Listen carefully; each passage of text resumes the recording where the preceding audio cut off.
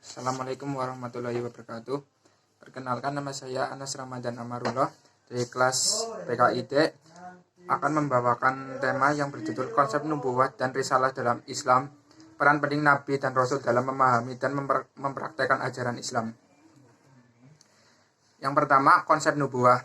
Kataan nubuwah adalah derivasi dari kataan nabawah yang berarti arifa'ah, keluhuran dan ketinggian derajat. An-nubuwah juga bisa diambil dari kata an-naba yang berarti al-khobar, berita. Jadi an-nabi yang berwazan fa'il, berarti fa'il yakni bahwa nabi adalah pembawa berita dari Allah dengan perantara kenabian, hanya berlaku pada manusia saja dan tidak berlaku di kalangan para malaikat dan jin.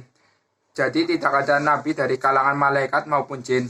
Sedangkan Rasulullah tidak hanya berlaku di kalangan manusia, di kalangan para malaikat juga ada Rasul.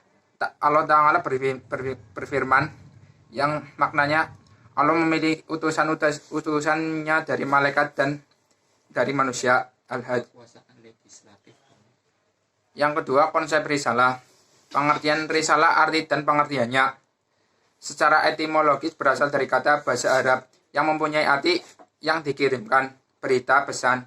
Risalah dapat berarti tugas ke Rasulullah dan ajaran dari Allah Subhanahu wa Ta'ala atau apa yang dibawakan oleh Rasul dari Allah Subhanahu wa Ta'ala yang harus disampaikan kepada manusia.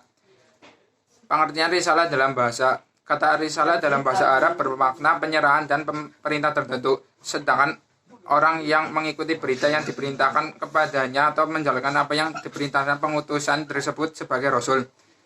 Sehingga Rasul lebih populer dengan ucapan sang pembawa risalah. Kalau kita melihat ke dalam Al-Quran dari segi makna pemilih risalah, Allah berfirman kepada Musa alaihissalam, seraya memberitahukan kepadanya Allah telah memilihnya dari sekian banyak hambanya untuk mengemban risalah dan menyampaikan kepada kaumnya. Pengertian risalah Nabi. Risalah Muhammad berarti ajaran yang dibawa Nabi Muhammad SAW. Risalah tersebut dapat berupa prinsip hidup, moral, ibadah, akidah untuk mengatur kehidupan manusia agar terwujud kebahagiaan di dunia dan akhirat dalam penyebaran risalah yang dibawakan Nabi sebelumnya. Yang ketiga, peran penting Nabi dan Rasul dalam memahami dan mempraktekkan ajaran Islam. Itu peran Nabi. Kehadiran figur Nabi Muhammad SAW membawa Islam melalui perwahyuan 610 sampai dengan 632 Masehi adalah tempat, ruang, dan pas waktu.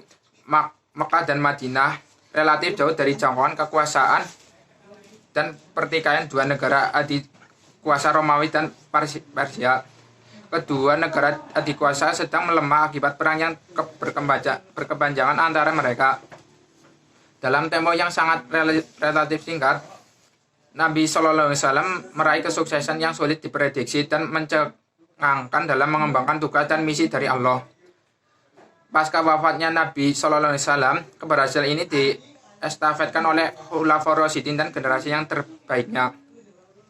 Meskipun beliau lahir dalam keadaan yatim di gurun pasir, tumbuh kembang dan keadaan miskin, mengembala kambing jauh dari sentuhan budaya dan peradaban modern, tidak pernah mengenyam pendidikan formal, dikenal Nabi al-Ulmi, hidup dalam lingkup terbelakang. Namun kondisi itu tidak membawa dampak negatif sedikit pun terhadap pribadi, integritas dan keutuhan pribadinya. Kesuksesan di luar batas kebiasaan Nabi SAW mampu mengubah kondisi masyarakat jahiliyah menjadi peradaban yang tak madul tanpa didukung alat canggih, media sosial dan gadget atau jaring sosial lainnya. Bertebaran dari dalil Al-Quran dan hadis yang mengungkapkan peran sentral dan kedudukan beliau yang sangat mulia di tengah-tengah umatnya.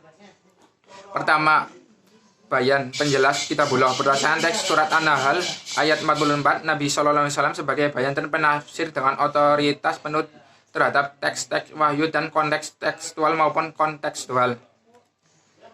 Beliau adalah the first interpreter tanpa merujuk penafsiran. Kalian Al-Quran menjadi hampa, hanya opini yang mengandalkan rasionalitas belakang dan pengandalan makna Al-Quran.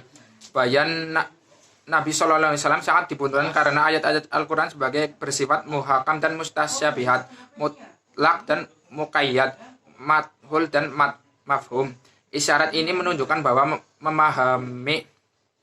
Makna Al-Quran tidak cukup dengan terjemah, tetapi harus memahami bahasa Al-Quran. Bahasa Nabi bukan bahasa ibu dan lokal saja, karena Al-Quran hanya diturunkan dengan bahasa Arab. Nabi SAW sebagai pemberi bayan terhadap kandungan Al-Quran mencakup hal-hal yang mempersilih oleh umatnya. Tujuan untuk menyelesaikan perselisihan yang terjadi di tengah-tengah umatnya. Beliau juga bayan atau pemerintah maupun larangan dan Al-Quran.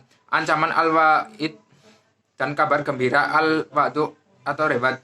Bayan Nabi SAW atau makna ayat-ayat Al-Quran bermacam-macam bentuknya. Bisa berupa ucapan, perbuatan, penetapan, dan sifat dalam kehidupan nyata. Kedua, uswatun taklatu biha atau kuwatul solihah. Yang baik lagi terpuji yang menstimulasi orang-orang untuk meniru contoh dan mengikutinya pada hari Al-Ahzab, dan kepribadian yang direfleksikan dalam kondisi lainnya seperti ucapan, tindakan, kesabaran, ketahanan mental, jihad, dan kelapangan menunggu kemudahan dari Tuhannya. Nabi SAW sebagai living model bagi umatnya tidak hanya fokus kepada aspek ibadah, tetapi caranya menata kehidupan sehari-hari pun seperti ekonomi, pendidikan, dan politik adalah contoh teladan yang ideal. Beliau adalah Al-Quran yang hidup berjalan, meneladani wahyu Allah. Akhlak dan kepribadiannya adalah interpretasi Al-Quran secara konkret seperti tutur Aisyah. Akhlak Nabi adalah Al-Quran. Nabi SAW secara legal memiliki otoritas, wewenang, dan kekuasaan untuk menetapkan suatu aturan hukum baik bersifat kauliyah, sabda takrir, dan fi'liyah. Pada masa Nabi adalah periode pembentukan legal jurispruding fikih yang bersumber dari wahyu. Peran Nabi dalam pembentukan dan pembinaan hukum diakui, teruji, dan terbukti maupun mendamaikan yang bertikai seperti kasus peletakan Hajar Aswad di tempat semula. Muthaun wajib ditaati. Wajiban taat kepada Rasulullah SAW bukan hanya dibangun berdasarkan logika, tapi berdasarkan wahyu. Ketaatan kepada Nabi secara holistik dari berbagai aspek, sosial, politik, militer, manajemen, pendidikan bukan one side hanya menjadikan sebagai pemimpin keagamaan saja atau tukang doa dalam acara seremonial seperti umat ini menetapkan ulama sekarang. Al-Quran secara eksplisit mengungkap perintah taat kepada Rasulullah dengan beragam cara, dan cuma itu menunjukkan kewajiban perintahnya. Ketaatan atas perintah Nabi SAW wajib selama berjalan dengan perintah Allah. Yang keempat, perbedaan Nabi dan Rasul. Berikut beberapa perbedaan Nabi dan Rasul yang bisa dipahami. 1. Nabi menerima wahyu dari Allah Subhanahu wa Ta'ala untuk dirinya sendiri, sedangkan Rasul menerima wahyu dari Allah Subhanahu wa Ta'ala untuk disampaikan kepada umatnya. Nabi diutus kepada kaum yang sudah beriman, sedangkan Rasul diutus kepada kaum yang belum beriman. 3. Perbedaan Nabi dan Rasul ada pada jumlahnya. Jumlah Nabi sangat banyak, yaitu kurang lebih 124.000, sedangkan jumlah Rasul adalah 312. 4. Semua Nabi tidak berarti Rasul, namun Rasul sudah pasti Nabi. 5. Perbedaan Nabi dan Rasul berdasarkan cara tuturnya wahyu. Nabi hanya mendapatkan wahyu melalui mimpi, sedangkan Rasul secara menerima wahyu melalui mimpi maupun melalui malaikat, serta dapat melihat dan berkomunikasi secara langsung dengan malaikat. Ada Nabi yang dibunuh oleh kaumnya, namun seluruh Rasul yang diutus oleh Allah Subhanahu wa Ta'ala selamat dari percobaan pembunuhan yang dilakukan oleh kaumnya. Terima kasih. Wassalamualaikum warahmatullahi wabarakatuh.